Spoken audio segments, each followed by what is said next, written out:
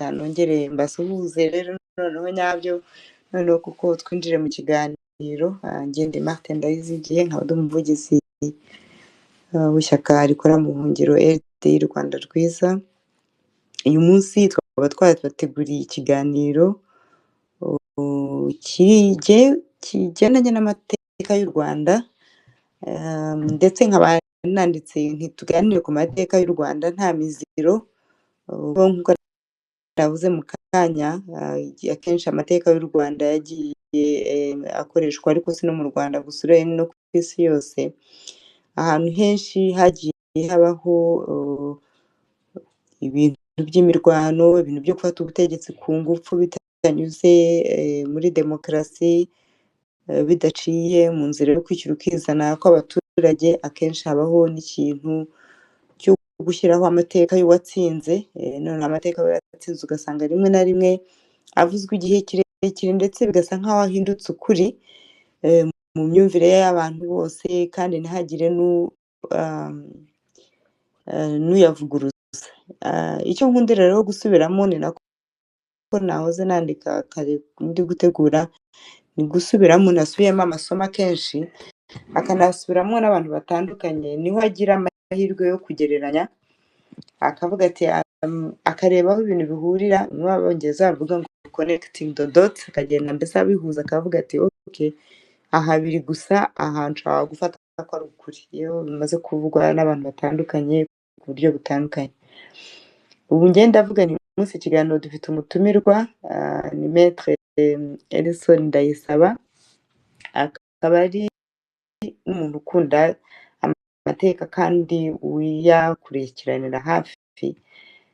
Tukaba tunejejwe no kumwakira uyu munsi kugira ngo tunyuremo muri makeya amateka y'igihugu cyacu, cyane cyane ajyanye n'umunsi wo ku itariki ya 24 z'ukwezi kwa gatatu, umwaka w'1957.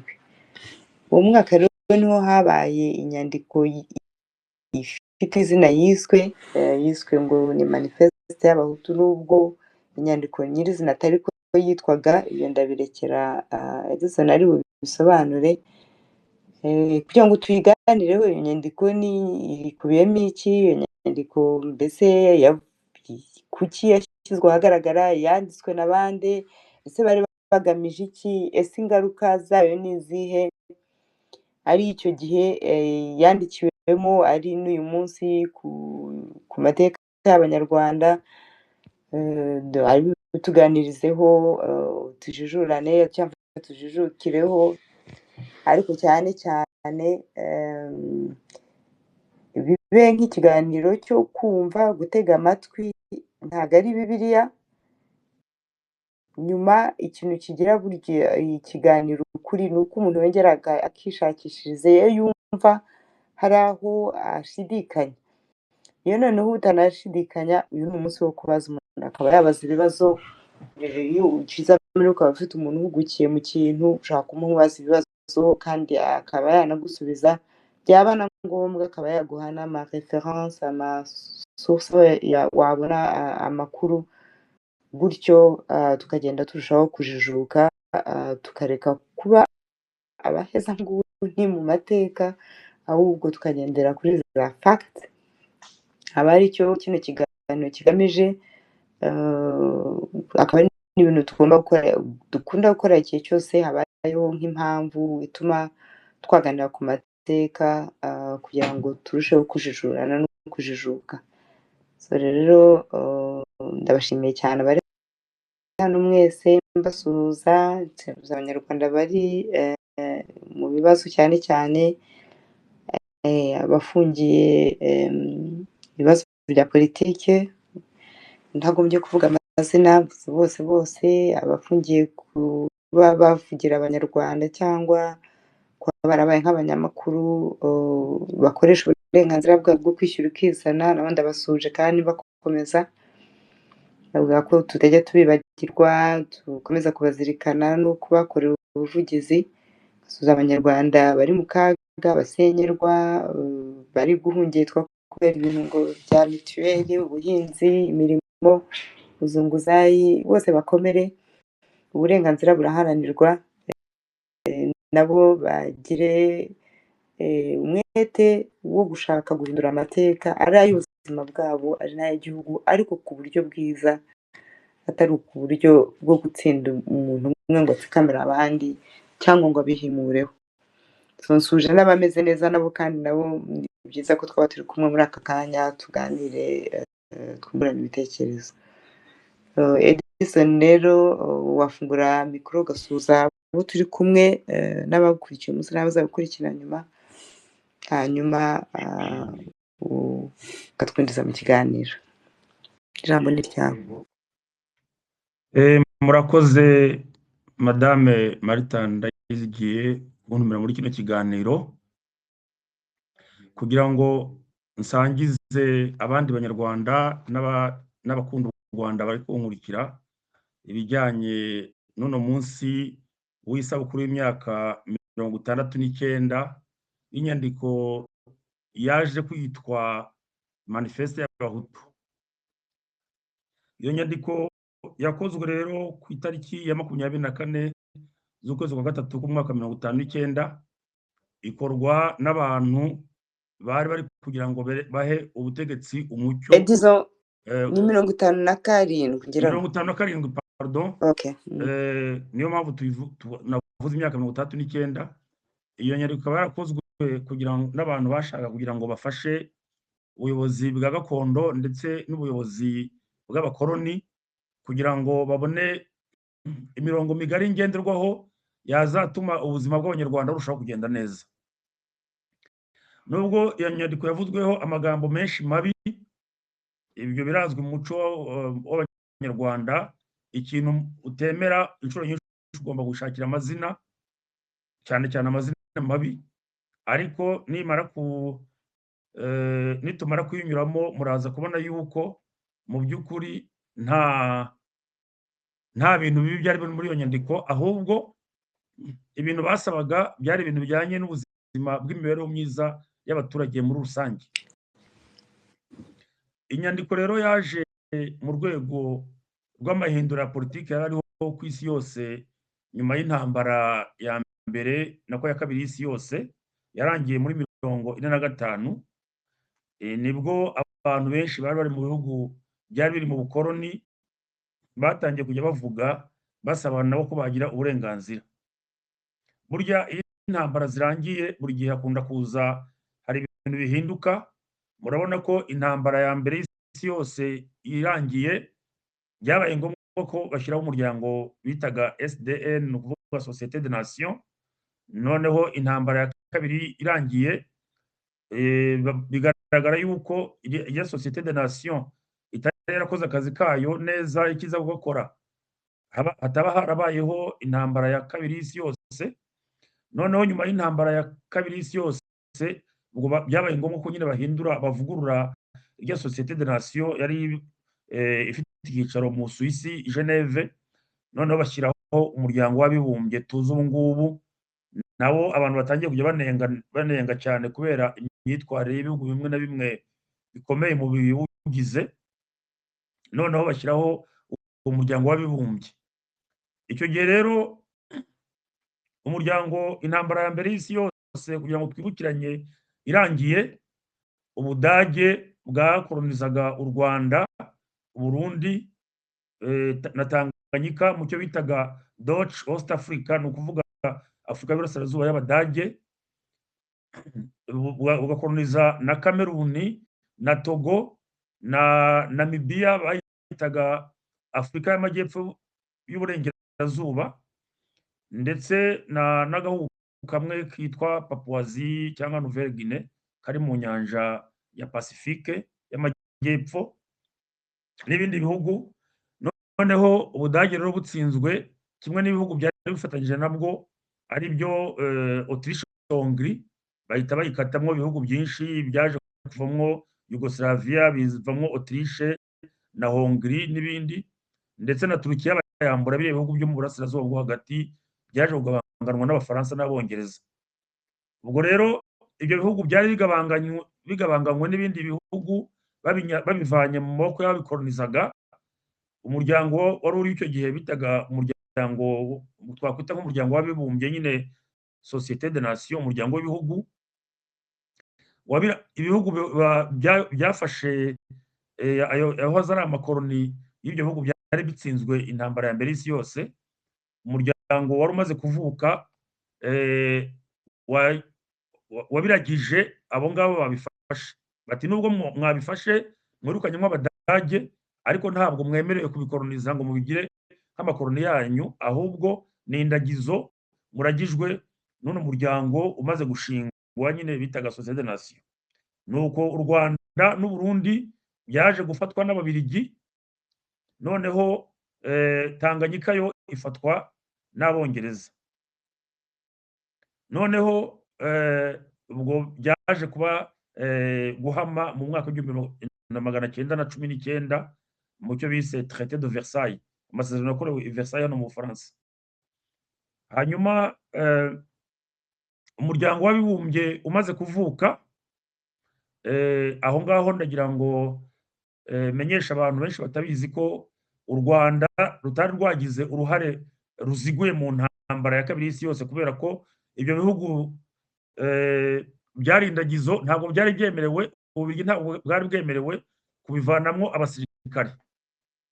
Ni ukuvuga u Rwanda n'u Burundi Ububiligi bwari bwemerewe gusa gushyiramo abapolisi, ariko bakavuga yuko haramutse hagize nk'ikibazo gitera intambara ibyo bihugu byishoramo, byagombye kurwanirirwa n'ingabo za Congo ziyobowe n'Ababiligi, icyo bitaga la force publique yo muri Congo. Naho mu Rwanda no mu Burundi ho mbere y'ubwigenge gato nibwo bakreyemo icyo bita la force territoriale, ariyo yaje kuvamwo garde nationale nyuma y'ubwigenge. Icyo gihe rero intambara ya kabiri y'isi yose irangiye, hirya no hino hatangiye kubonekamo amahindura no mu bihugu duturanye. Muri Kenya abantu bari bararwanye mu ntambara ya kabiri y'isi yose bafatanyije n'Abongereza, batangira gutinyuka Abongereza, nibwo bashinze umutwe bitaga Mau Mau. Mau Mau ni Igiswahili, muzungu arudi Ulaya, mu Afrika apate uhuru. Umuzungu asubira i Burayi, umunyafurika nawe afate ubwigenge. Nicyo Abanyarwanda bamwe bari barabifashe nabi, kubera nyine bimwe twavugaga byo gufata ikintu bakacyambika izina ribi. Ubwo abantu benshi bari bazi nk'Abanyarwanda benshi bazi ko umuntu bita ngo ni ikimawumawu ari nk'umuntu w'igihubutsi, utagira ubwenge, utagira ubwitonzi, bamwita ikimawumawu. Ariko ubundi mawumawu ni aba freedom fighters, ni abantu barwaniraga uburenganzira bwabo. Muri Cameroon naho, Cameroon ni kimwe mu gihugu cyari kiyobowe cyari cyarigeze kiyoborwa n'Abadage. Abafaransa igipande bari barafashe bakitwayemo ku buryo butari bwiza. Byabaye ngombwa yuko bamwe mu bari barize barimo nk'abitwa ba Ruben Umunyobe, ba Ernest Wandiye n'abandi, ba Felix Mumye, bashinga Union des Peuples du Cameroun. Urumva hari muri za 52. Mu Rwanda rero no mu Burundi, umuryango w'abibumbye ukimara gushingwa washyizeho itsinda ry'intumwa zigomba kuzajya zijya gusura izo teritwari bayitaga teritwari ya Rwanda Urundi, kugira ngo barebe aho icyo gihugu kigeze mu kwitegura ubwigenge. Nko kuvuga ngo umwana nakuragije, ndagira ngo ndebe niba uri kumucutsa buhoro buhoro, ku buryo igihe kizagera nawe akaba yashobora kwishakira ibimutunga. Ubwo rero intumwa za mbere z'umuryango w'abibumbye zaje muri 1948, ariko zisanga u Rwanda amajyambere akiri hasi. Nibwo bategetse Ububiligi ko bugomba kureba icyo bwakora kugira ngo butegure uburyo u Rwanda Urundi yazigenga. Izo ntumwa rero zazaga buri myaka 3, zagarutse muri 1951.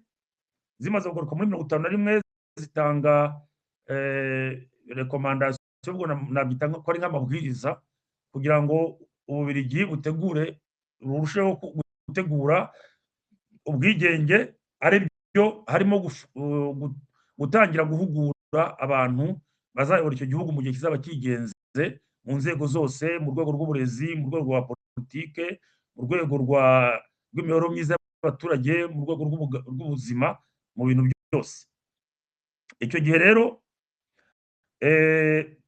misiyo y'umuryango w'abibumbye ikimara kugenda, Ububiligi bwahise bukora icyo bita plan decenal.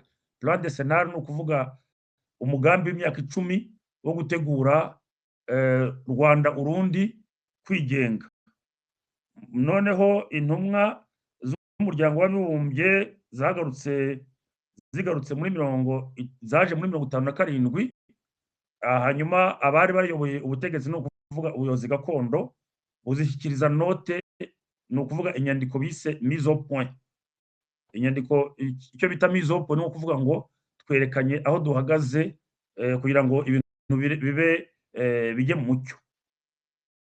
Noneho iyo mise au point urebye ibyari bigize byasa nkaho ari ibintu bigamije gukomeza imiyoborere uko ari imeze, cyane cyane mu buyobozi gakondo. Iyo bavuze ubuyobozi gakondo ni ukuvuga abenegihugu bayoboraga u Rwanda ariko basa nkaho bari munsi y'abazungu, ni ukuvuga uhereye ku mwami, abashefu, abasushefu, abamotsi n'ibirongozi. Ndavuga abantu bari mu buyobozi gakondo icyo gihe. Ariko kubera abantu, ubwo muraza kumbabarira, iyi nyandiko nyine murabona ko yiswe harimo amoko. Mu Rwanda ntabwo bikoreshwa, ariko nizo leta z'icyo gihe. Abari bari mu ndatwa z'abatutsi nibo bari bari mu buyobozi icyo gihe, batanze iyo nyandiko. Noneho abari bari abahutu bake bari barashoboye kwiga muri za seminari no mu mashuri y'ubwarimu, nabo biba ngombwa yuko bakora inyandiko bagira ngo babwire Ububiligi aho bahagaze ku kibazo kijyanye n'akazaza k'igihugu. Ubwo rero iyo nyandiko yakozwe n'abo abo twakwita indatwa z'abo, ni ukuvuga abahutu bari barize. Iyo nyandiko nzajya nshishamo aho numva ntasobanukiwe. Hari igihe n'abandi baba wenda bibaza ikibazo nk'icyo nibaza. Iyo uvuze ngo indatwa bishatse kuvuga iki? Kubera iki indatwa? Impamvu navuze indatwa ni ubwo nshatse yenda ngataraduza nabi icyo bita elite. Elite ni ukuvuga hari elite tutsi, hakaza kuba na elite hutu. Elite tutsi niyo yari ku butegetsi, elite hutu ni abari bari gushaka nabo kugira ngo bajye batanga ibitekerezo byabo mu buyobozi bw'igihugu. Ariko icyo gihe nta n'umwe muri bo wari uri mu butegetsi. Mu basinye iyo nyandiko abenshi bari mu bwarimu, abandi bari mu myuga yabo itandukanye, ariko nta bari bari mu buyobozi. Nuko bakora inyandiko rero ariyo turi buze kurebaho uno munsi. Iyo nyandiko bayisinye ku itariki ya 24 z'ukwezi kwa gatatu umwaka w'1957, bayita note sur l'aspect social du problème racial indigène au Rwanda. Muri iyo nyandiko hakunda kugaragaramo ijambo race. Ubwo icyo bitaga race ni nkacyo cyaje kwitwa amoko nyuma, ethnie. Bo sinzi impamvu ariko bakoreshagamo ijambo race. Bakunda gukoreshamo ijambo rohamite cyangwa bakoreshamo ijambo bantu. Ibyo ngibyo turaza kubibona muri iyo nyandiko. Iyo rero problème raciale nuko ku bantu basinye iyo nyandiko bavugaga yuko u Rwanda rufite ubukoloni. Pardon Edison, ndongera ngo uhagarike gatoya kuko ubivuze mu Gifaransa ugereranyije wabivuga gute mu Kinyarwanda? Ubundi muri make ntabwo yitwa nta nubwo yigeze yitwa manifeste y'abahutu. Ahubwo inyandiko nyirizina yitwa gute? Umuntu yayibona hehe? Iyo nyandiko mu Kinyarwanda ni ukuvuga inyandiko igamije kwerekana imiterere y'ikibazo mu bijyanye n'imibereho myiza n'ubukungu by'abaturage bo mu Rwanda. Urakoze. Urumva icyo gihe aho bashyiraho note sur l'aspect social du problème racial indigène au Rwanda, ni ukuvuga ubusumbane bushingiye ku moko ariko y'Abanyarwanda. Birumvikana. Iyo nyandiko rero bayisinye, yasinywe n'abantu abenshi bari abantu bize muri za seminari cyangwa se b'abarimu ariko batari bari mu buyobozi, kandi nk'uko tuza kuza kubibona muraza kunyemerera njye nyuzamo nsome, kuko iyo umuntu ari gusoma nibwo abona imirongo aho bagendaga berekana ibintu. Ubundi kera tukiga mu bwarimu, iyo twajyaga kwigisha batubuzaga, bafataga preparation bakayijyana, umuntu akaba afite akantu gato cyane yagiye yandikaho imirongo migari, ibindi akabifata mu mutwe. Ariko hano mu Bufaransa ntabwo ariko bimeze. Nabonye no muri universite iyo umuntu ateguye expose ho usanga ari ugusoma.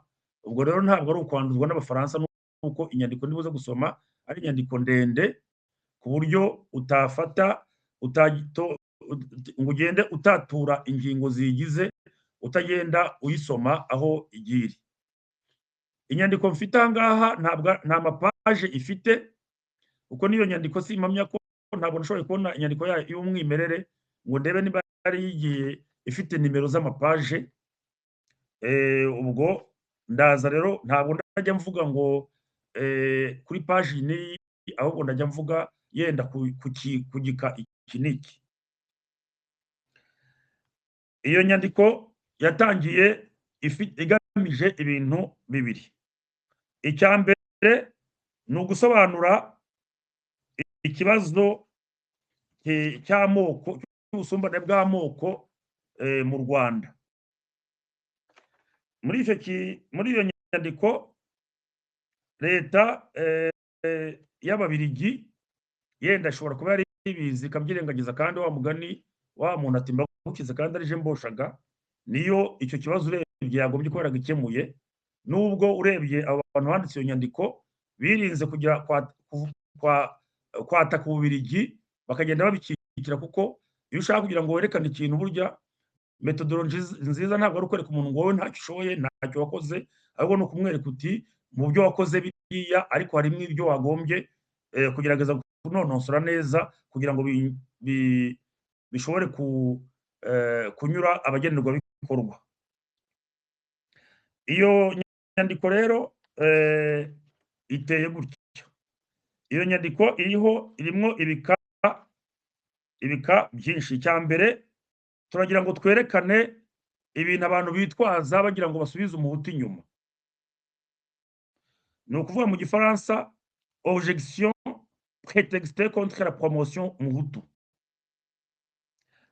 Ikindi cya kabiri bagasobanura neza noneho ngo ikibazo cy'amoko gakondo, ikibazo cy'ubusumbane bw'amoko gakondo, ni ukuvuga ngo icyo kibazo giteye gute, en quoi consiste le problème racial indigène au Rwanda. Igice cya gatatu baravuga bati, batanga noneho iyo bamaze gusobanura icyo kibazo neza, ari nacyo cya nyuma, batanga imyanzuro nk'ibyo basaba Ububiligi n'ubuyobozi gakondo kuba bwakora. Ku kibazo rero cya mbere bavugaga bati, ikintu bitwaza bagira ngo bapfukirane ikibazo cy'amoko cyo kuzamuka promotion, ubwo ni nko kuvuga, ni nko kwiteza imbere umuhutu nawe asaba. Ikibazo cyitwazwa nako kugira ngo bapfukirane ibyo umuhutu asaba kugira ngo yiteze imbere. Muri iyo nyandiko baravuga bati, abantu badashaka kumva ibyo umuhutu ari gusaba kugira ngo yiteze imbere, bavuga yuko barabanza bakavuga bati, buri bwoko bwose bufite ibyo bushoboye n'ibyo budashoboye. Ati ntabwo duhakana yuko umuhutu yaba afite ibintu umuntu yamunenga, deficience. Ubwo deficience ni nk'ibyo umuntu agiye abuze. Ntabwo duhakana yuko umuhutu yaba adafite ibintu umuntu yamunenga, ni ukuvuga amakosa cyangwa ibintu bidatuma yenda atano ku ruhande runuru batamureba neza. Bati kandi muri buri bwoko cyangwa se muri buri cyiciro cy'abantu hagenda habamwo amanegu yacyo. atari ko ati icyo abantu bifuza dushaka yuko ayo manegu aramutse ahari yakosorwa aho kugira ngo abantu bajye bayahishira cyangwa bayapfukirane kugira ngo babone ko babone uburyo bahoza umuhutu bamuheza mu ntuza mu bucakara, ni ukuvuga bamuheza hasi. Mu byo rero ngo abantu bitwaza bagira ngo baheze umuhutu hasi, ni uko bavuga ngo ariko ubundi ko abahutu habonetsemo abashefu mu gihugu, ni iki gituma ubu ngubu abashefu batakiriho? Mwababoti mwaratsinzwe, niyo mpamvu ntacyo mugomba kuvuga. Ni ukuvuga ngo abashefu ba kera b'abahutu ntabwo bakiriho. Ibyo ngibyo rero bakavuga bati, icya kabiri baravuga bati hari imico cyangwa imyitwarire myiza y'umututsi ituma abantu bamubona nk'aho ari natus ad imperium. Natus ad imperium ni ukuvuga ko yavukiye gutegeka, kubera ubwo bakomantaga n'ibyo abazungu bavuze.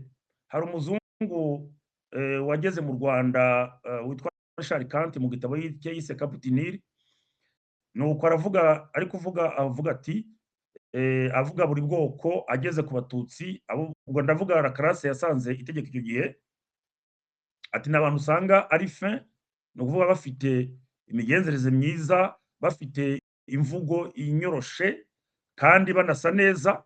Ati mbese ubarebye wagira ngo ni abazungu, abaprisien. La prise ndagira ngo mbibutse ko la prise nimwe mu gihugu cyari kigize mu bihugu birenga 29 byari bigize Ubudage, noneho akaba aricyo cyari gikomeye ku buryo minisitiri w'intebe wacyo uwo bitaga chancelier bitaga Otto von Bismarck niwe wakoze ubwiyunge bw'Ubudage.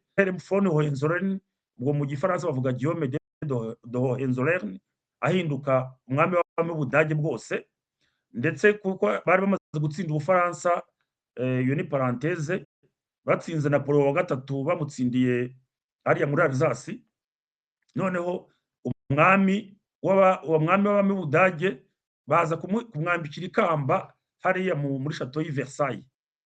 Ubwo rero urumva gufata ugeze mu Rwanda mu 1896 hari hamaze imyaka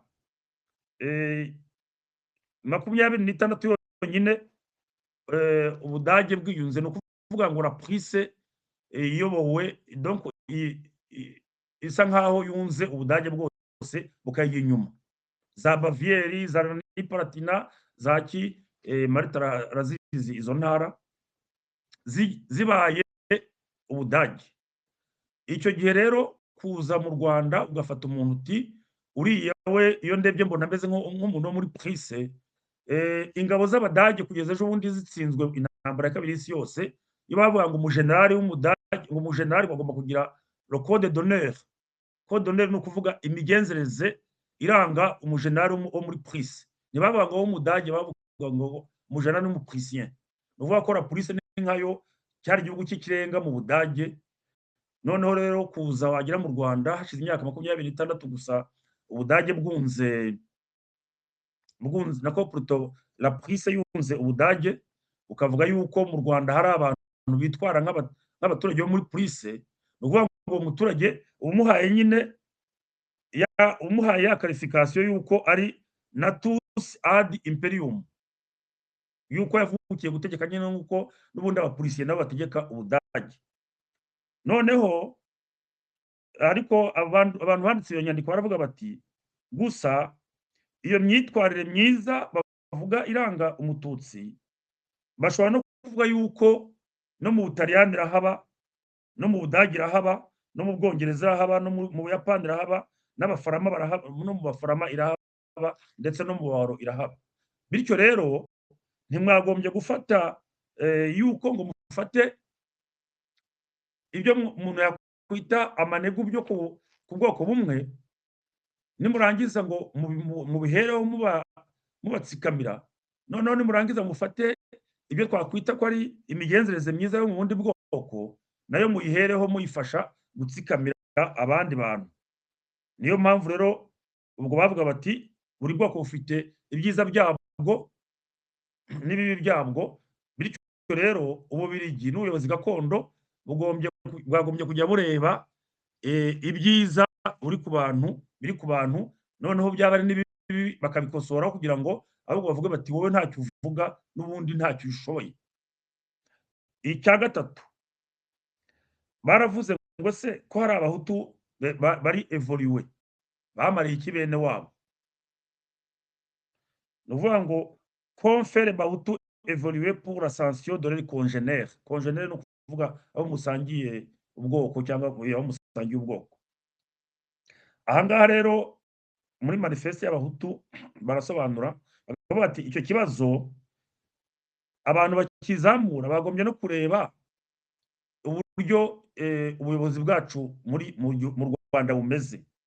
Bati none se ko umuhutu niba waramutegetse ko agomba kubaho ahakwa ku mututsi, kandi ntumuhe igihe gihagije cyo kwinyagambura ngo ashake agire ubuzima bwihariye, ubuzima gatozi, aba ashobora kuba yasinya amasezerano y'umurimo aho ashatse, ajye gutemberera aho ashatse, ajya guhaha aho ashatse, ati biramutse bimeze gutyo, ubwo ushaka mugenzi we watomboye akagira icyo yigezaho yamumugirira akamaro gute kandi uwo nguwo ari ku ngoyi? Icya gatatu, batese hari abavuga ngo abahutu nibatanga amakandidatire, nibamara gutanga amakandidatire hanyuma nabo bajye batorwa mu buyobozi gakondo, ni ukuvuga mu bashefu no mu basushefu. Ariko bakavuga bati ariko icyo mushaka ko iyo mwita amakandidatire, iyo umuntu atanze kandidatire mu matora, icy'ingenzi ntabwo ari ukuvuga ngo umuntu yiyamamaje, ahubwo ni uko ayo matora agomba kuba anyuze mu mucyo, ku buryo n'ubundi uramutse wiyamamaje ukabona amajwi, ayo majwi koko yakugirira akamaro, ugatambuka ugafata umwanya waharaniraga. Ati ibyo rero kuvuga ngo tuzane amakandidatire kandi sisiteme iriho itabyemera, ahubwo ishaka kugumisha abantu mu kubatsikamira kugira ngo hagumye hatambuke barya ba elite iri ku butegetsi, ni ukuvuga b'indatwa ziri ku butegetsi. Ati ibyo ngibyo ntabwo ari byo, ahubwo mbere yo kuvuga ngo muzane amakandidatire nimubanze ahubwo mutunganye ikibazo ku buryo n'umuntu aramutse ashatse kwiyamamaza umwanya runaka kuko yawubona effectivement. Ibyo ngibyo kandi turabizi muri 1993 mu Burundi habaye amatora amaze kuba, uwitwa Melchior Ndadaye n'ishyaka rye Sawanya Frodebu baratsinda. Icyo gihe batsinda ishyaka rya Iprona, Ndadaye yabonye amajwi 65, noneho umuperezida wari uvuyeho Buyoya abona 35. Amatora ya perezida wa repubulika amaze kurangira, hagiyeho amatora y'abadepite. Sinzi impamvu batabikoreye umunsi umwe. Noneho amatora y'abadepite abaye, mu badepite bagera kuri 80, ishyaka rya Sawanya Frodebu ryagizemwo 80 fata 80 uvanemo 12, bagize nka 68. Bamaze kugira 68, Iprona igira abadepite 12 bonyine. Muri ba badepite 12 habonekamwo abatutsi 4 n'abahutu 8, kuko umuntu bagendaga bamwamamaza aho babona ashobora gupasa. Abatutsi bari muri Sawanya Frodebu barushaga ubwinshi, bari bakubye gatatu abatutsi bo muri Iprona. Ni ukuvuga muri Iprona habonetsemo ba Sendegeye Christian, habonekamo ba Kadugasitani, habonekamo ba Rukara, habonekamo ba Jire bimaze ubute n'abandi, ku buryo abadepite b'abatutsi bari muri Sawanya Frodebu barushije ubwinshi abadepite bose ba Iprona ubateranije, Hutu et Tutsi confondu. Icyo gihe abanyeshuri bo muri universite bakoze imyigaragambyo baravuga ngo ikintu cyabaye ngo ntabwo ari amatora, ngo ahubwo habaye recensement ethnique, ngo ni ibarura ry'amoko. Icyo kintu rero ntabwo cyari cyo, kuko iyo bakiza ko habaye ibarura ry'amoko, icyo gihe ya majwi Majoro Petero Buyoya yari yabonye 35 cyangwa 36 ntabwo ari kuyabona, ubwo ari kubona 18 dukurikije proportion ethnique zari zibaruwe icyo gihe. Noneho mu majwi noneho y'abadepite, ubwo urumva ko bari kubona, urumva ko abatutsi bari barimwo bari 14 batanzwe na Sonia Frodebu na 4 bavuye muri rya shyaka ryari ku butegetsi, bakaba 16. 16 rero ubwo mu badepite 80 sinzi ukoze proportion y'ubwoko, ntabwo ubwo 14 muri 80 ndakeka 14% itari kubigezeho. Enfin bref, 14 muri 80 nako plutôt 14% yari irenze, ahubwo yari hafi bwikube kabiri, ni ukuvuga ko rero icyo gihe nta ntuza. Ariko ikintu nashaka kuvuga ni uko barya bavuga ngo abantu bazanye kandidatire, kandidatire zaratanzwe, amatora araba, ndetse aba mu mucyo, nta protestation zabaye, haba mu observateurs b'abanyamahanga bari baje bafata amatora yagenze neza. Baraye banatangaje, bwari ubwa mbere mbibona muri Afurika, uwo munsi mu makuru ya saa moya bari batangaje uwatsinze. Sinzi niba icyo gihe informatique yari yaraje, ariko baraye batangaje. Ariko icyo gihe malgré ibyo byose, amatora kubera ko yabaye muri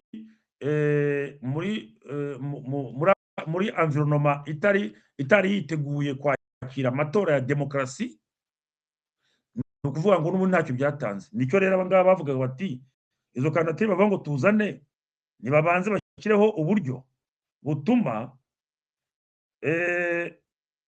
mu gihe umuntu yaba atanze kandidatire ye akiyamamaza yatorwa. Ndetse igihe baravuze ngo associé, il faudrait rappeler la réflexion d'un mythe notable. Il ne faudrait pas que les Bahutus soient élevés par les soins des Blancs, mais par la méthode traditionnelle du Mututsi.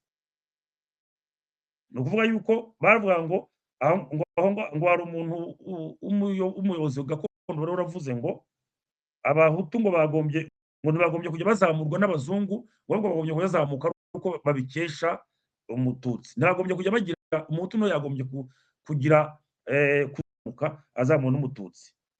Arangije aravuga ati rero ibyo bintu bya kera byari kumwe anobulisoma ni nko kuvuga ngo umuntu kumugira, niba hari umuntu uzi ijambo ryaryo ry'ikinyarwanda yambwira, anoblir ni nko kuvuga ngo kumwe bafataga nk'umuntu nka busikete yari umutwa, bakamugira umuprince kubera ko bamushyingiye umukobwa w'ibwami, cyangwa bafashe nani. Hari no mu Bwongereza hari nk'abantu ujya kumva bamwise ngo lord, yaga ajya kuvuga izina rye akabanza lord cyangwa akabanzaho sir, nka perezida umwe wa Gambia kera bajya kuvuga Dawuda Jawara, bakavuga ngo sir Dawuda Jawara. Ubwo ni ukuvuga ko iyo ntuza ibaye nka titre de noblesse bamuhaye. Cyangwa hano kuri bavuga ngo ano mazina atangijwe na particule Dominique de Villepin de l'Atre de Tassigny, de la Borde de Montpezard, ibintu nk'ibyo. Uwo ngo baramugize gute, baramwanobulishe. Ni ukuvuga rero ngo umuhutu ntabwo yagombye kujya azamurwa n'umuzungu, ahubwo yagombye kujya ategereza ko yazamurwa n'umutware w'umututsi. Ubwo ni ikindi gika, hari aho bavuga ngo abahutu nibafashe bene wabo azamuke, nibamara kwizamura ati rubanda yabo izakurikira. Noneho ubwo ni nko kuvuga ngo niba abahutu bashoboye kwiga, bashoboye kugira icyo bigezaho, batarashoboye kugira icyo bafasha bene wabo, baragira ngo bene wabo bakurikire gute kandi nabo ntacyo bari cyo. Bimwe byo kuvuga mu Kinyarwanda ngo wambaye ijamba ntagira ijambo. noneho ngaho aho ngaho barasubije bati kuri iyo ngingo ntabwo abaturage benshi barimo basaba ngo abazungu nibagende, nako abaturage bamwe bari gusaba ngo abazungu nibagende, ati twebwe ntabwo twifuza ko umuzungu agenda gutyo adusize muri iyi ntuza, kuko niba bariya bari guhamagara ngo u Rwanda nirwigenge, ariko bagahamagara ngo u Rwanda rwigenge batari gufasha kubanza ngo bareke bagenzi babo nabo bagire icyo bigezaho, ntabwo abaturage bazabakurikira ngo bakurikire nyine iyo elite iri gusaba ubwigenge, ngo ntabwo bumva impamvu abahutu bize batari guhamagara bene wabo ngo bakurikire elite y'abatutsi iri gusaba ko u Rwanda rwakwigenga. Abandi rero baravuga bati ubwo bwigenge ntacyo bwaba butumariye, kubera ko n'ubundi bwaba ari ubugamije kugira ngo duheze mu bucakara bw'umwirabura ku mwirabura. Icyo kibazo rero niyo mpamvu bavugaga bati mbere yo kugira ngo umuzungu abanze akemure ikibazo cy'umuzungu n'umututsi, nabanze akemure ikibazo cya gahutu na gatutsi. Ni nko kuvuga ngo nabanze akemure ikibazo cy'uburinganire, noneho narangiza azabona agende asize abanyafurika, ni ukuvuga abanyarwanda, nta kibazo cy'ipfunwe kiri ku ruhande rumwe cyangwa ku rundi ruhande. Noneho bamaze kuvuga rero izo objection, ni ukuvuga izo ngingo zishingirwaho kugira ngo abantu baheze abahutu mu ipfunwe, baravuze bati none se ubundi icyo kibazo cy'amoko gakondo n'ubusumbane giteye gute? Ni ukuvuga cya kibazo kiri muri ya titre ya nyandiko, le problème racial indigène au Rwanda. Aravuga ati bamwe hari abavuga yuko ari ikibazo d'ordre social, ni ukuvuga ari ikibazo cy'imibereho myiza y'abaturage, abandi bakavuga yuko ari de la littérature, ni ukuvuga ngo ni nk'amagambo, ni abantu bazana amacakubiri cyangwa n'iki, nta shingiro gifite. Ariko bo bano bakoze ino nyandiko bakavuga bati mu by'ukuri iyo abantu bagisuzumye neza basanga icyo kibazo amemuta ari social kandi ikaba na racial. Bati impamvu twakita yuko ari ikibazo racial, uvuga ikibazo cy'ubwoko, ni uko iyo turebye tukabona ubwoko bumwe ariko bwihariye ibyiza by'igihugu. Le monopole politique dont dispose une race, le mututsi, monopole politique qui, étant donné l'ensemble des structures actuelles, devient un monopole économique et social, monopole politique, économique et social qui, vu la sélection de facto dans l'enseignement. Ni ukuvuga ngo muri makeya baravuze bati icyo kibazo ntabwo ari ikibazo cy'ubwoko gusa, ni ikibazo cy'imibereho myiza y'abaturage, kikaba n'ikibazo cy'ubwoko. Kubera iki? Kubera yuko ubwoko bumwe aribwo bwihariye ibyiza by'igihugu, noneho wajya kureba ugasanga no kugira ngo umuntu azamuke, ibyo bavugaga mu Burundi ngo ubwoko bumwe bumonopoliza le savoir et l'avoir. Kugira ngo uzagire icyo ugeraho, kandi kugira ngo ujyeho ugire icyo ugeraho, uzamuke utere imbere, ugomba kuba wabonye akazi. Ako kazi ntabwo wakabona utarize. Kandi iyo turebye dusanga mu mashuri bakora ikintu cyitwa selection de facto, ni ukuvuga ngo ni nko ku ivangura rije gutyo, donc ivangura rikorwa nk'uko, noneho iryo vangura rigafavoriza ubwoko bumwe mu mashuri, kuko hari amashuri bitaga amashuri y'indatwa nko muri groupe scolaire y'Ibutare, harimo section y'administration yigagamo abana b'abatware. Icyo gihe tugomba kwirinda aha ngaha gutandukanya, nubwo abatware bari abatutsi ariko ntabwo ari abatutsi bose bajyaga muri iryo shuri, hajyagamo barya abatware bo muri ya miryango ine yategekaga igihugu, ni ukuvuga abega, abanyiginya, abakono, abasinga bake n'abaha. Andi moko ushobora gusanga mu bana biga muri groupe abavuye muri ubu bwoko kuko abantu bajyagayo nyine boherejwe bitewe n'uko base n'ubundi ari abatware bari bakeya cyane. Noneho bakavuga bati rero ukurikije ko kugira ngo umuntu abone uburezi ashobora kwinjira mu ishuri abe yategurirwa kuzakora umurimo, haba habaye selekisiyo. Noneho abahutu bo bakaba badashobora kurenga iyo selekisiyo. Icyo gihe bituma rero umuhutu azahora akora akazi ko hasi gaciriritse k'abamanevure cyangwa k'abasubaritene, akaba atakora akazi k'ubuyobozi cyangwa se gatuma ashobora nawe gucunga imari. Ati niyo mpamvu rero nyuma y'ubwigenge abo bahutu bazaba barihaye gufasha ngo gushyigikira ubwo bwigenge, wazasanga ntacyo bibamariye, ugasanga bararuhiye ubusa. Noneho bakarangiza bavuga bati nibyo koko ubuhake babuvanyeho, ndetse atariko babusimbuje indi monopole, kubera yuko iyo monopole abafite amasambu manini niba abandi n'ubundi bari bari ku butegetsi, ku buryo n'ubundi bikigaragara ko hakiri monopole sociale. Noneho bakongera bagakomeza bakavuga bati hari monopole politique. Monopole politique ni ukuvuga ngo abantu bamwe bihariye. Monopole ni nko kwiharira, abantu bake bihariye inzego z'ubuyobozi bwa politiki. Baravuga bati nibyo koko hari abavuga ko abahutu ba kera bigeze baba abashefu. Hari n'abo bavanyeho muri za 25 mu gihe cya reforme za Morutehan, bava mu majyaruguru y'u Rwanda. Hari n'izindi royome zari zaragiye zisigara, nk'Ubusozo, Ubukunzi na royome y'Abishaza hariya mu Rusenyi n'ahandi. Icyo gihe rero baravuga bati nibyo koko hari abahutu bigeze bajya mu butegetsi, atariko uko byaje kugenda bimera buhoro buhoro.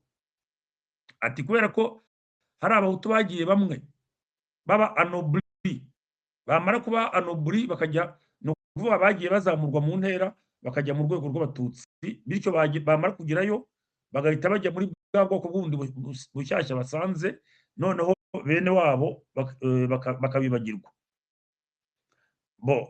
Ikindi akavuga ati ibyo ngibyo kandi ntabwo wabishingiraho, kubera yuko wagombye kureba ibintu bigaragara mu mibare ukoresheje statistique, ni ukuvuga ukoresheje ibarurishamibare, ukavuga uti ese abo ngabo biko ngo ni abahutu bazamutse ni bangahe, ku buryo umuntu yabavuga akabaheraho asa nk'uri gutanga urugero. Icya gatatu, hari monopole économique et sociale. Monopole économique et sociale ni ukuvuga abantu bihariye umutungo ndetse bihariye n'imibereho myiza y'abaturage. Ni ukuvuga ngo iyo umututsi ayobora, mwene wabo utari mu buyobozi amugenderaho.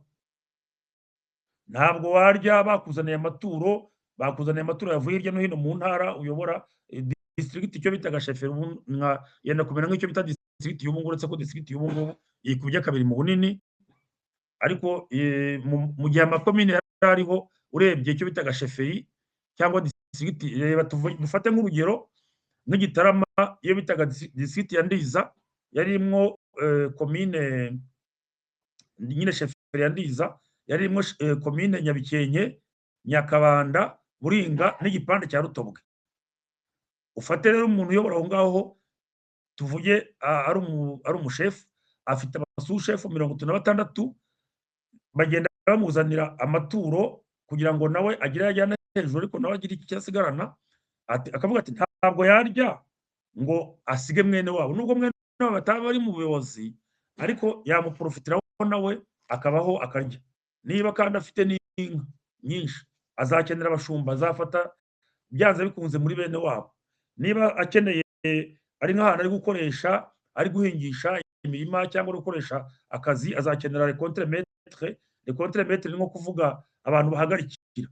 Icyo gihe azafata muri bene wabo. Icyo gihe rero ya monopole politique ihita igira ihita igira ingaruka kuri monopole économique et sociale. Noneho akavuga ati ikindi kandi ku bijyanye n'amasambu, amasambu yacu ntabwo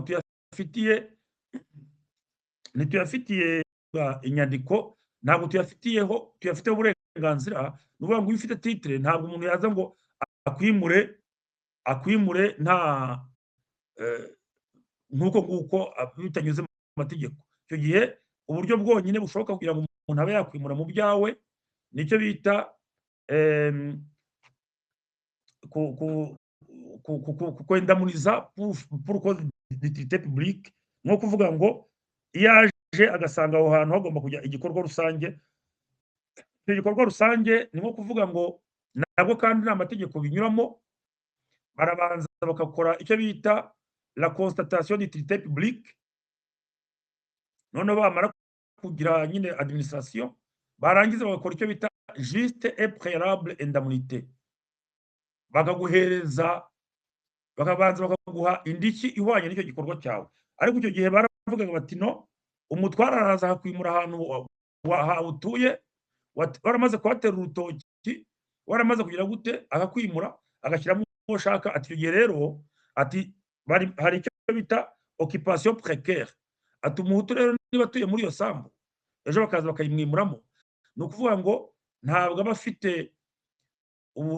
afite imbaraga zo kuba yumva ko yayikoramo ibikorwa birambye. Ni nko kuvuga kuyiteramo nk'ibiti by'imbuto bizera mu myaka 5, 6, 8, barimo kuyubakamo nk'inzu y'amabuye cyangwa inzu y'amatafari. Ibintu nk'ibyo ngibyo ni ibikorwa utakora mu isambu mu gihe iyo sambu utayifiteho uburenganzira burambye, ku buryo igihe runaka baza bakagira gute, bakayikwimuramo. Noneho barangije rero nibwo bavuze bati rero turasaba yuko twumva ku bwacu twifuza yuko nako tubona yuko iyo monopole totale, ni ukuvuga ngo ubwo bwiganze, ubwo bwiharire busa nk'aho bwiganje, butuma habaho ikintu cyitwa kurengera. Ati uko kurengera rero bigatuma abahutu babyinubira, noneho bati hari ibintu twaheraho kugira ngo twerekane quelque fait et courant actuel pour voir l'état réel d'aujourd'hui. Hari ibintu umuntu yaheraho kugira ngo pardon, uranyumva? ndakumva. Nagira ngo nkubaze utubazo nanone cyangwa nkure kurangize reka banza umbaze. Hari ibintu nashaka kukubaza.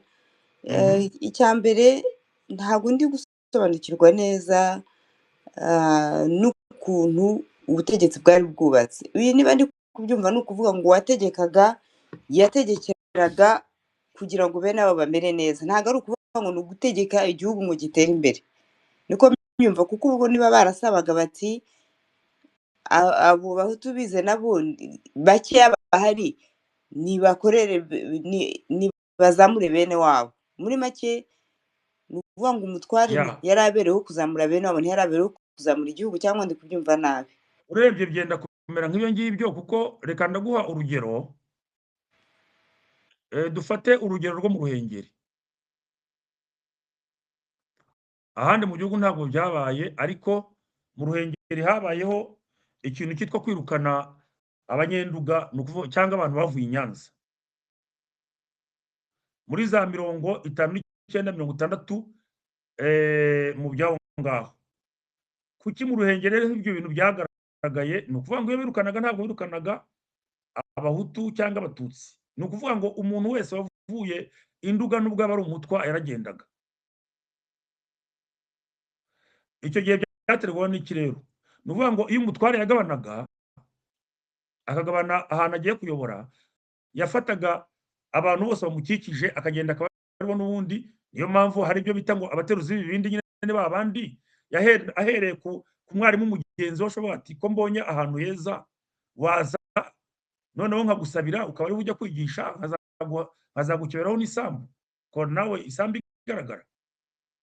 Akajya kuri wa wundi w'umubaji, ko ngiye kwimukira hariya, kandi ukaba uzi kubaza waza ukazajya kunyubakira ko wazanahagera ukaba wanahashinga na turiye yawe ukajya wabona akazi kandi ko nzagukebera isambu uzaturamo uri kubyumva niyo mpamvu iyo wabonaga ahantu hatuye abatware inshuro nyinshi ku musozi imisozi ihakikije yabaga ituwe n'abimukira gusa urumva ko niba abandi yabaga yarazanye nabo nawe abavanye baravuga ngo bavuye i Nyanza cyangwa bavuye i Nduga niko mu Rwanda babyumvaga icyo gihe ariko nuko babaga bavuye mbere kugira ngo bahabwe ubuyobozi bajyaga i Nyanza ngo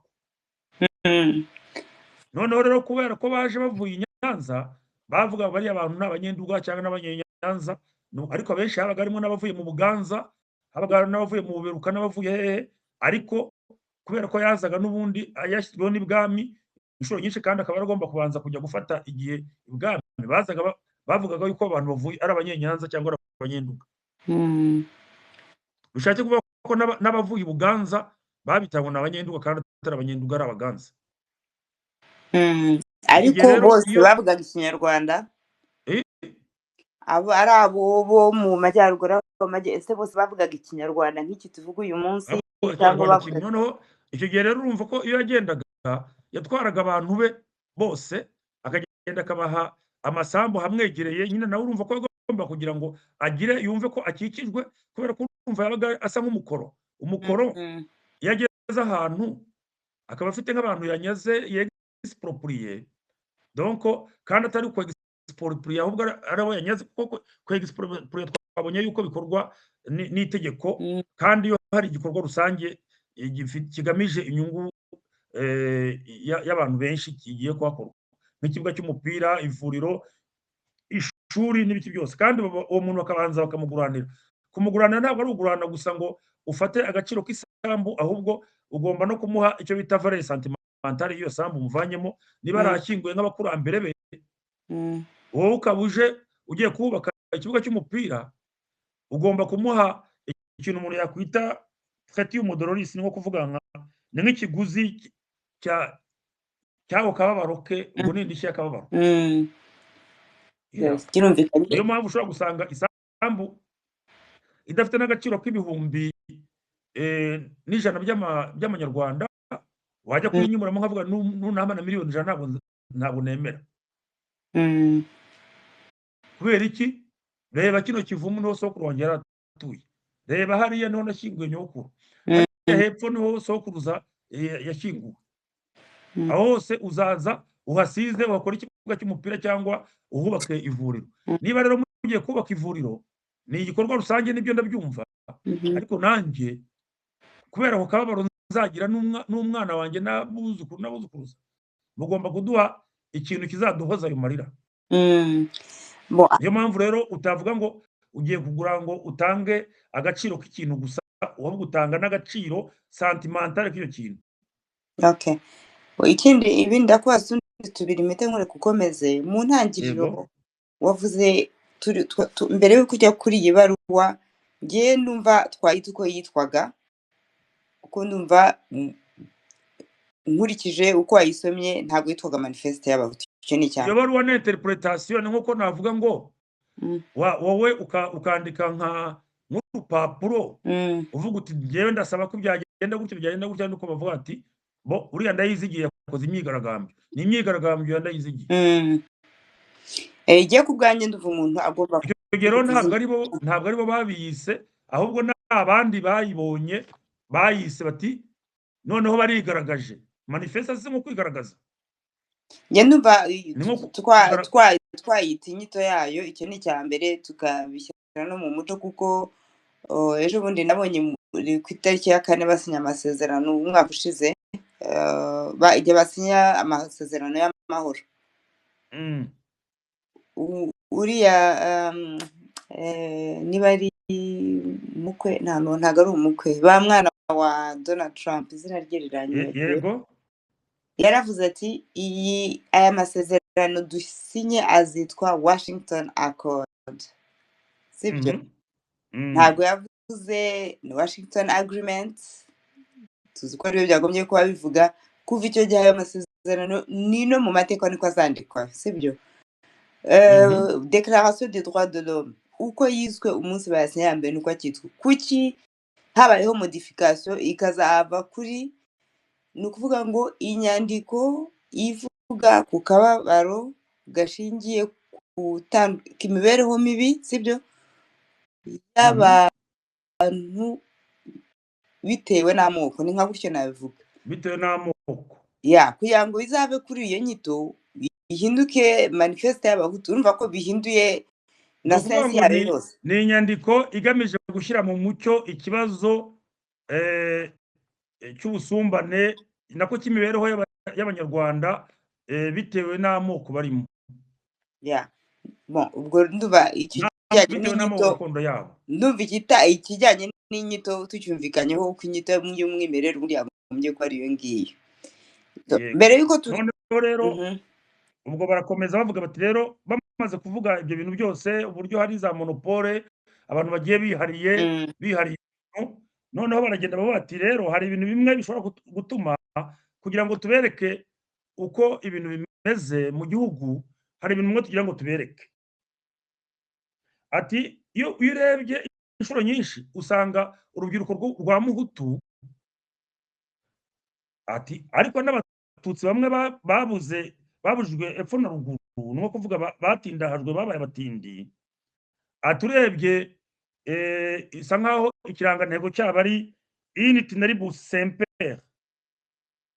Itineribus semper ni ukuvuga ko basa nkaho nta nzira bafite. Itineribus semper ni nko kuvuga ko bari aho ngaho bameze nk'inzererezi mu gihugu, ari interieur cyangwa ari exterieur. Nibyo nka bariya donc itineribus semper ni ukuvuga ngo ni abantu bahoza ibirenge mu nzira bajya gushakisha haba mu gihugu cyangwa hanze. Nibyo murabyibuka, hari ibintu byo kujya gukora igatanga cyangwa muri mine za kilomoto, ubwo ndavuga muri Kongo ikatanga cyangwa kipushi, donc muri Katanga ni ukuvuga hari mu ntara za Kolwezi za kipushi. Niyo mpamvu uzajya wumva hari abanyarwanda bitwa ba Munyagatanga n'abavutse base baragiye gupagasa. Niba ubyibuka neza Marita, uribuka abantu babaga orchestre impara bari hafi bose uvanyemo Sebanani, abandi bose bari bavuga ngo ni bakari wa Njenje, ba Sosoma do wa Njenje, ba Metre Rubangi, bari abantu bavukiye Gatanga. Okay, niyo mpamvu bari bafite ari amazina nyine. Yes, ayo ni amazina bihimbaga ariko byagaragara ko ari abantu babaye hanze. Okay. Uzumve niba wibuka Sebanani ari gucyurirana na Soso. Yego. Yaramubwiye ngo si Kinyarwanda kuko ngo Ikinyarwanda kiri muri zino ndirimbo murumva ni cya Soso, kuko Soso yarazi guhimba indirimbo nziza z'igifaransa. Nibyo. Urumva yaragarize muri Don Bosco, amashuri abana bajyanwaga, ababyeyi babo bajyanwaga nabo bagafite amavantage. Raje Kamine yabajyanaga cyangwa Iniyo Miniyeri yabajyanaga yabagezayo bakabashyiriraho amashuri ya za Don Bosco, nibo bavagamwe n'abakapita abo bana bakomoka kuri babandi. Urumva base bageraga batazi gusoma no kwandika bamwe na bamwe ariko bafite imbaraga, noneho bakabaforuma bakabanza bakigisha gusoma no kwandika kugira ngo bazajye babigisha n'uburyo bakora bamaniya za explosif. Aho naho ndashaka kuhagarara gatoya. Yego. Ese u Rwanda rwarushaga abaturage Kongo ku buryo bagomba gutwara abapagasi bavuye mu Rwanda? Ntabwo ari Kongo nyine, hari Kongo, hari British East Africa, buriya mu karere bita Kisiko muri Kenya hari abantu baherutse gusanga imiryango irenga 300 imaze imyaka muri Kenya yagiyeyo muri za 20 bagiye ku buryo izo nganda z'ibyayi aribo babiteye. Ariko abo bantu Kenya ntabwo yigeze baha ubwenegihugu. Uriya Imana impamvu n'umugisha nani uyu perezida wavuyeho yafashemo bamwe icyakora baha. Muri kunyumva? Turakumva neza, turakumva. Ndavuga perezida Uhuru Kenyatta yafashemo ubwenegihugu, ariko urumva imyaka bari bamaze ku buryo harimo abakecuru n'abasaza imyaka 80 atari bavuye mu Rwanda, haravuye mu Rwanda ababyeyi babo. Bo hari abajyaga aho bita Imanamba. Manamba rero ni mu bihugu by'abongereza inshuro nyinshi kubera ko babahamagaraga bakurikije za nimero. yego Niba bagiye Kigoma bagiye gutera imigwegwe hariya za Same hariya za ku nyanja hariya urenze za Bagamoyo nibagiwe uburyo bahita muri Tanzania Itanga. yego Ya mirima y'Itanga y'ibintusu yatewe n'abantu bakomoka ku Banyarwanda n'Abarundi. Haraho rumba bajute se u Rwanda n'Uburundi bwari bufite abaturage bonyine benshi ku buryo aribwo butanga main-d'œuvre muri Congo, muri Tanganyika, muri Uganda no muri Kenya. Hoya ariko niho hari akarengane ku buryo abaturage baho bakeneye kugira ngo babone, harimo n'abajya gukorera umusoro w'impanga akajya mu Bugande agiye gupaga sayabona umusoro kongera agaruka agasora, agiye gusoroma nk'ikawa cyangwa gusarura itabi ry'Abagande cyangwa guhingira urutoki yabona n'umusoro akongera agataha. byabaga ari ugusuhuka. Pardon? Byabaga ari ugusuhuka. Ni ugusuhuka akongera agaruka nyine. Sinzi niba utabyibuka ko hari umuminisitiri bigeze witwaga nguko burya niko kubera ko yavukiye muri Tanganyika. Yavukiye muri Tanganyika. Nyiramasuhuko. Ndamubona w'Interahamwe. Oya ntabwo ari Interahamwe, ntabwo njyewe ntabwo mbizi. Ntabyo wamenye. Iyo nkubwiye izina twikomereze. Donc ubwo iyo ni ntuza njyana nabo nzi muri Kongo bitwaga gutyo bitwaga Bamasuhuko ku buryo yamwumvaga bahitaga umenya yuko ari umwana ukomoka kubimukira. Okay. Noneho ubwo abanditsi iyo nyandiko baravuze bati ikintu cyerekana ko mu Rwanda hari ubusumbane nyine ni uko ubona Abahutu nyamwinshi n'Abatutsi bakeya babujijwe epfo na ruguru, usanga barabaye, usanga asa nkaho intego yabo sinzi niba umuntu yagita devise yabo ni itineribus semper, ati à l'intérieur du pays ou à l'extérieur. Akandi bakabahunga iki? Bakabahunga uburetwa n'ibindi bintu bitajyanye naho ibihe n'indi migenzereze itajyanye naho ibihe bigeze. Urumva ko baravuga ati impamvu bariya bajyaga muri mine se kandi ko mine zabatukiragaho ariyo mpamvu warumbajije kuki Abanyarwanda bajyagaho cyane, nibo byihebe nyine. None se iyo intambara zibaye nta bantu bajya kuba abamerisoneri kugira ngo se abagiye kubera ko aba yanze ubuzima bwe, ariko baravuga ati none kugira ngo zicwe n'inzara reka ngende n'intombora nzava ku rugamba azanye amafaranga cyangwa n'ingwayo n'ubundi narumupfu. Ubwo impamvu muri ibyo bihugu warumbajije uti kuki abaturage babyo batakoraga, reka dufate urugero muri Kongo aho bita Abarunda. Abarunda ni ariya moko arangizwa na ende, Kapendi, Kabundi, Kapundi. Uri kubyumva? Ndabyumva. Abo bantu abo bita Abarunda nibo batuye muri Katanga, nibo nka rubanda nyamwinshi muri Katanga. Iyo umuntu wabo apfuye bashobora kugira ikiriyo cy'amezi 6. Muri amezi 6 nubwo wamukubita ngo yinjire muri mine ntabwo ajyamo, ariko umunyarwanda yarazaga agakora yaza ubwo kandi noneho urumva yagiyeyo atazi gusoma no kwandika, bakabanza bakamwigisha gusoma, kwandika, kubara, barangiza bakamwigisha uburyo bakoresha za dinamite, uburyo bakoresha za explosif. Noneho kandi n'umwana we akaba avuga ati n'abana azabyara iyi sosiyete izabarihira mu mashuri ya Don Bosco, niyo yari ahari cyane bigisha bya electricité n'ibiki.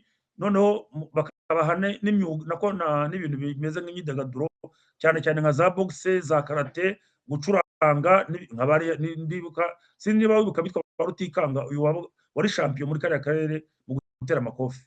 Ndamwibuka nawe. Rutikanga urumva ko yavugaga ikinyarwanda ariko nibyo gisa nkaho kigoramye cyane. Yego. Ni nka gake ashobora kugenda arogota nyine iyo yabaga ari Gatanga yajyanye n'ababyeyi be. Noneho ubwo rero donc baravuga bati ntimukajye mubona bariya bahutu birirwa bazerera bajya gushakisha ubuzima hirya no hino mukeka ko ari uko nabo banze kuguma mu ngo zabo. Ati impamvu bahindutse iritinaribus semperi ni ukubera yuko baba bari guhunga ubusumbane injustice ziri mu gihugu, noneho bakajya gushaka aho babona ubuzima bwiza. Noneho bakongera icyo ni icya mbere cyerekana, ubwo bari kwerekana ibintu byerekana ko mu by'ukuri mu gihugu hari ikibazo. Icyo kibazo cyo kubona abanyarwanda benshi bagenda bahora basuhuka bajya mu bihugu byo duturanye muri Congo, muri Uganda, muri Tanganyika no muri Kenya. Noneho ati ikindi bakongera bakavuga ati ababyeyi le père de famille, ni ukuvuga ngo abagabo batunze ingo zabo ariko bakaba bagorwa no kugira ngo babone ibyo bagaburira imiryango yabo bitewe n'uko basa nk'aho akazi kabo kadashobora gutuma batunga neza ingo zabo kugira ngo zimererwe neza. Ati iyo babirebye bahita batekereza nta kindi kibazamo uretse kwanga leta y'Ababiligi no kwanga la noblesse. La noblesse ubwo umuntu sinzi mu gifaransa umuntu yabyita kwanga mbega abo bayobozi gakondo b'indatwa. Ati rero ati icyo gihe rero ati abo bantu bituma iyo babonye uburyo bariho nabi bakabona uburyo bibagora kugira ngo babesheho imiryango yabo, bituma barushaho kwanga cyangwa kwinubira leta Mbirigi no kwinubira indatwa z'abayobozi gakondo.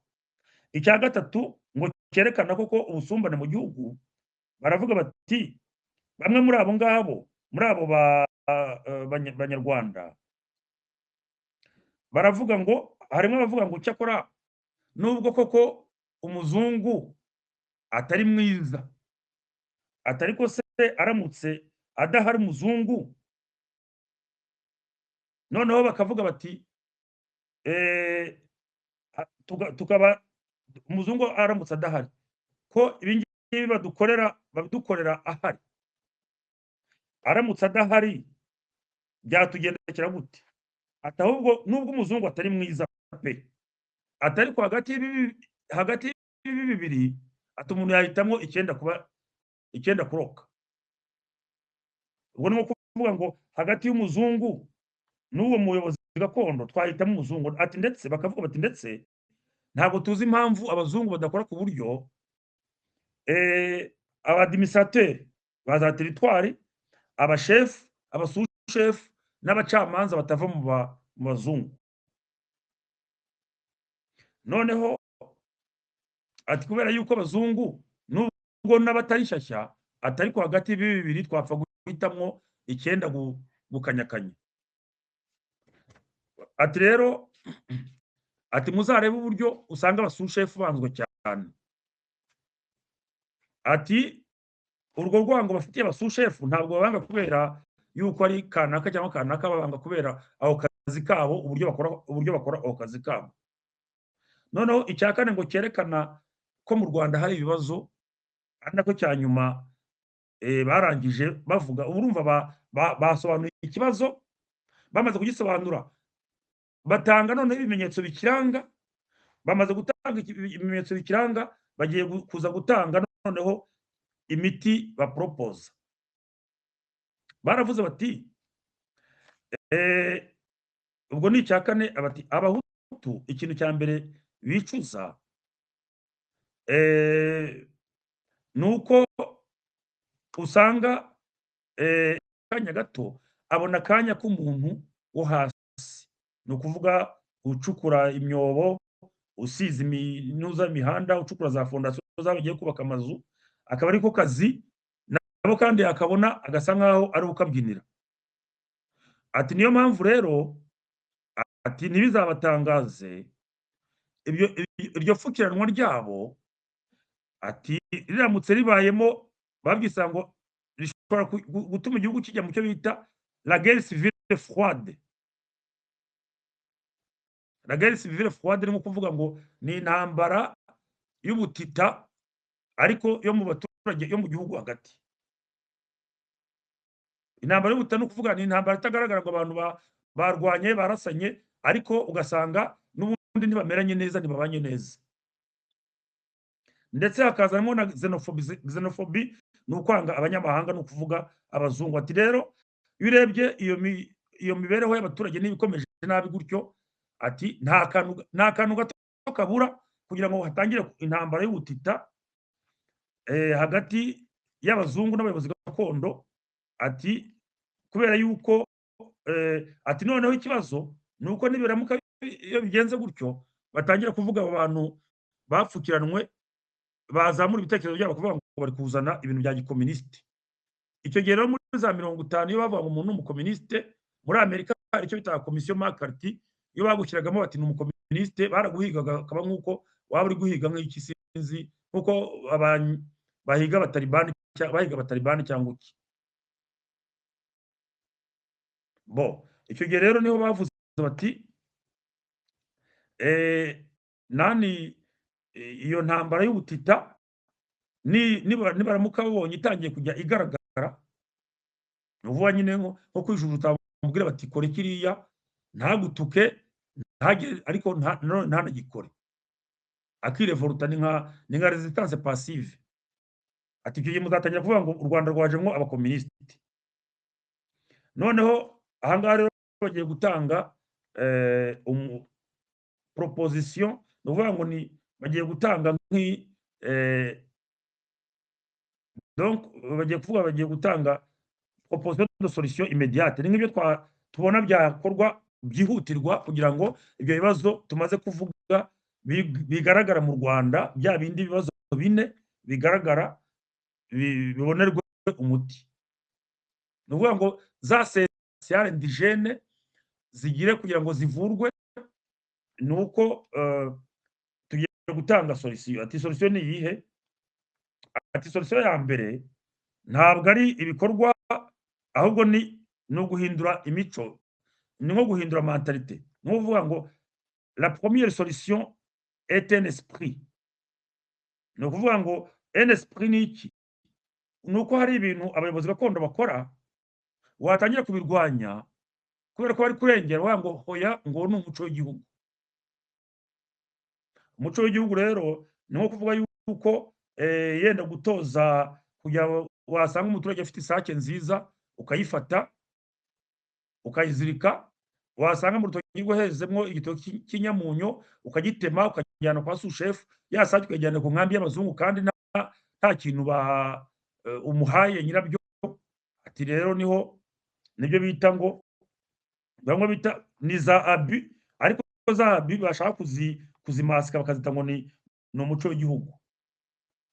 Ati rero ibyo bintu ni ukuvuga ngo iyo esprit yo kujya shaka gushyira imbere ibyo bita umuco w'igihugu bagira ngo babone uburyo banyunyuza imitsi y'abandi, ni ukubivanaho. Ati icya kabiri ku bijyanye au point de vue économique et social, ku bijyanye n'imibereho myiza n'ubukungu n'imibereho myiza y'abaturage, turashaka ko habaho inzego ziremwa vuba byihutirwa kugira ngo zifashe uburyo zizamura umuhutu watsikamiwe n'ubuyobozi gakondo ndetse n'ubuyobozi bw'abazungu.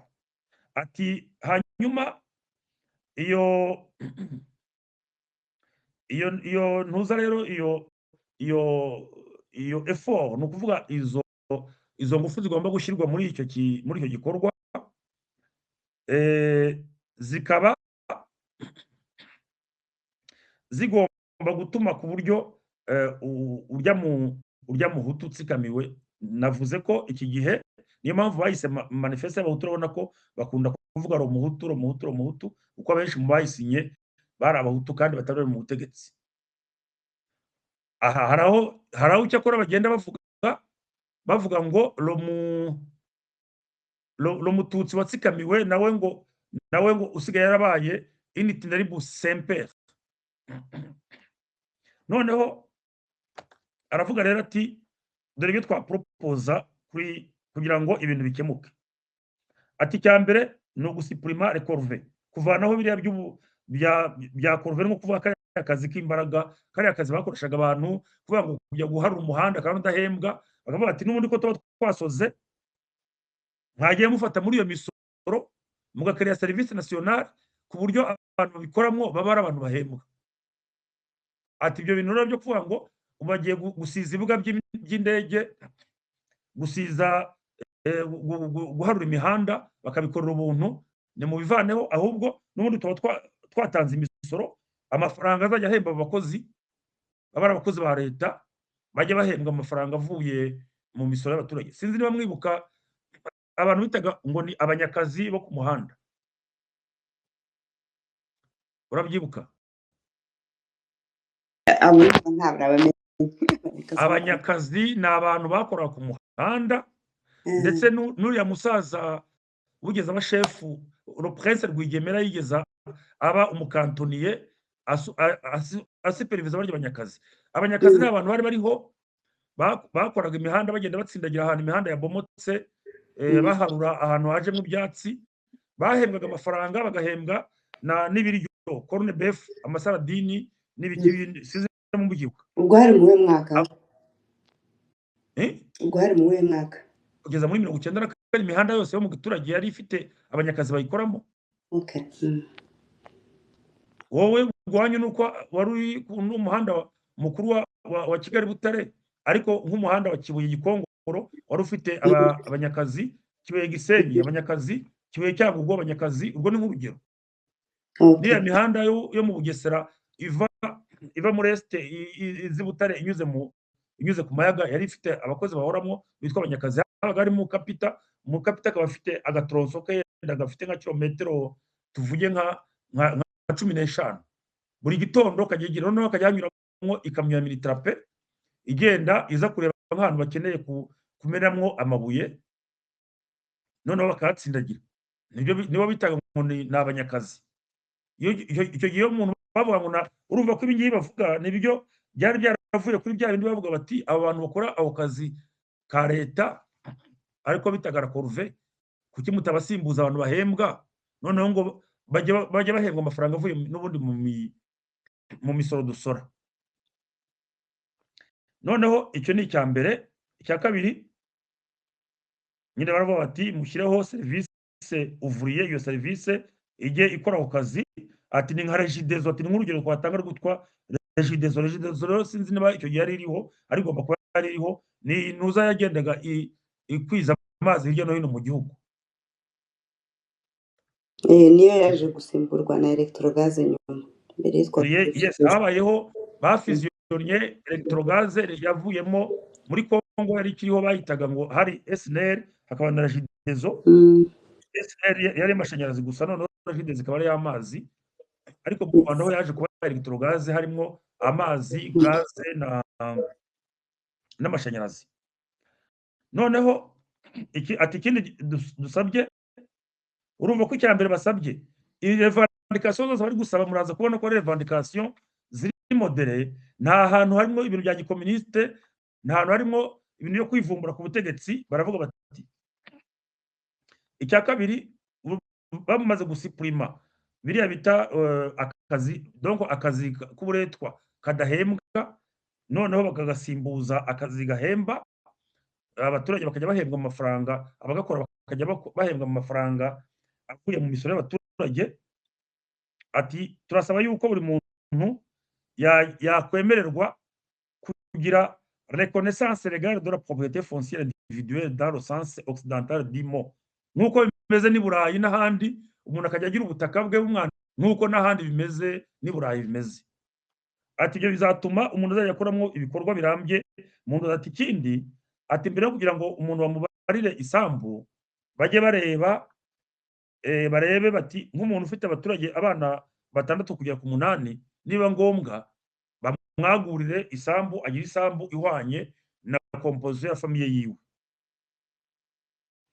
Ibyo bintu byabo bimaze kugaragara yuko mu Rwanda amasambu ari makeya, leta mbiri yari bitangiye gukora icyo bitaga za perezida na hariya za Ntyazo hari muri teritwari ya Nyanza. Noneho hari komine Muyaga za komine Ntongwe, za komine Mugina, ya makomine y'amayaga, ndetse nyuma yaho haje no kuzamo n'Ubugesera, akarere k'Ubugesera. Noneho leta yari imaze kujyaho, urabona ko leta yagiyeho nyuma ya independence yapfuitse ibintu baporopozaga, bashyizeho ibintu byo kujya gukatira abaturage cyane cyane bavuye iwanyu mu Bwanamukari bari guhunga songamane yaho, bakajya gufata amasambu nane hariya za Muyaga, za Ntyazo, hariya makomine y'amayaga. Noneho bakajya bakatira buri muturage hegitari 2, bakamwubakira akazu ku muhanda, noneho bagatera igipimo cy'ikawa, inyuma yaho hakaba pardon, nibyo bise za peyizana. yes, nibyo bise za peyizana. Urumva rero bakoze uko bagira bashoboye kugira ngo bajye gukamya ibishanga byari bihari, cyane cyane aho ngaho no mu Bugarama barahageze bahubaka, bajyaga bavuga ngo Abanyabugarama baroga, afite ntabwo kwabaga ari ukuroga, nuko nk'umuntu yahageraga avuye za Gikongoro hakonja, hatari n'indwara, burya mu misozi miremire nta ndwara nyinshi zikunda kuhaba. Noneho yarwara malariya, umwana we yarwara malariya agahita apfa, akavuga ngo baramuroze. Buriya na biriya bavugiraga ku Banyakibungo ngo baroga, urebye neza wasanga batarogaga, ahubwo ari uko abantu bajya kubatura batamenyereye, noneho malariya ikabavugisha amagambo menshi, bakavuga ngo ni ukuroga, kandi ari kubera malariya ngo babateje ibitega. Utwo turere twose rero batangiye kujya badutunganya kugira ngo duturwe, ni ukuvuga amayaga, Ubugesera, za Bugarama, bakajya bimuriramwo abaturage badafite aho batuye, bakabakatira isambu ya hegitari 2 bitewe na composition ntuza, ndetse nyuma yaho baza gushyiraho n'icyo bitaga, hari umuyoboro w'amazi bavanye Ishyogwe bawujyana mu Bugesera. Edison, ete gatoya. Donc uravuze abaturage batagira aho baba, gute batagira aho baba? None se abantu mu Rwanda baravuga ngo umukino baravuga ngo ntabareshya, badafite amasambu nyine, akabareba agasanga mu muryango we nta n'isambu ya hegitari bafite, kandi ni nk'abahungu barabanyaze se cyangwa harabaye iki? Kubera ko ntayo bafite nyine, Nabaga bafite ntayo bafite se tu. Batarayabona se babagaje. Byumvise Batarayabona impamvu batari bayifite, nuko none se niba nk'umutwara aje agasanga wari utuye, akaza avuye iyo ngiyo za Nyanza, ubwo iwacu twavuga ngo ni Abanyenduga, akaza n'abantu be, akavana abaturage aho bari batuye, akagenda bakebera. Muri make dufite umwikomo. None se wa wundi wari utuye, oya no, iyo ni imvugo yavugwaga, ntabwo ari umwikomo. Nabazaga bavuye ibwami bavuga ngo ni Abanyenduga, Okay. ariko inshuro nyinshi bavuga ni Abanyenduga, sinzi impamvu. Donc icyo gihe, none se niba umuntu yaraje akakuvana mu isambu yawe akayituzamwo uwo bazanye, wowe urumva warabasigaraga urihe? Nibyo nyine ntibabaga baranyazwe. Babaga baranyazwe, cyangwa se ababyeyi babo nk'umuntu uramutse uvutse ugasanga ababyeyi bawe barapfuye uri imfubyi, nta muntu ushobora kujya kuguhakirwa, kugira ngo umuntu abone ikintu byasaba ujya kugihakirwa, zaba inka, yaba n'ubutaka, kugira ngo bakugabire. Uramutse uri ntaho nikora, leta yarakubwiraga iti bo nta kibazo, niba ushoboye, abashobora kwimuka bajyaga mu Bugesera cyangwa bakajya hariya mu mayaga yo muri teritwari ya Nyanza. Icyo gihe niko yitwaga, haje kuba Gitarama nyuma, ariko hariya za Ntongwe, za Mugina, ari muri teritwari ya Nyanza, na za Ntyazo nyine z'i Butare. Ubwo hari mu we mwaka abazungu bari baratangiye gukamura ibishanga muri za 56. Ariko nyuma y'ubwigenge, leta ya Repubulika ya mbere ishyiraho icyo bitaga OBM ni Office du Bugesera Mayaga, yabanje kuyoborwa na Nyezabera Pierre Damien, nyuma yaho iyoborwa n'uwitwaga Harerimana Gaspard. Harerimana Gaspard yaje kuba minisitiri w'ubutegetsi bw'igihugu, nyuma yaho aza kuba minisitiri w'ubutegetsi bw'igihugu, ubwo agenda muri kudeta ya 73. Ariko iyo ntuza urumva ko hari bwa bushake bwo kuvuga ngo barya abantu badafite ahantu batura nabo babashyire muri twa turere tukibonekamo amasambu, ariko babanze bahatunganye. Ni ukuvuga gukamura ibishanga, byaba ngombwa bagafasha kuderena ibishanga kugira ngo malariya imibu iyo kujya ibona ahantu ireka, no kubaka utuntu tw'udusantere kugira ngo abantu bajye babona ahantu bivuriza ibintu nk'ibyo ngibyo. Urumva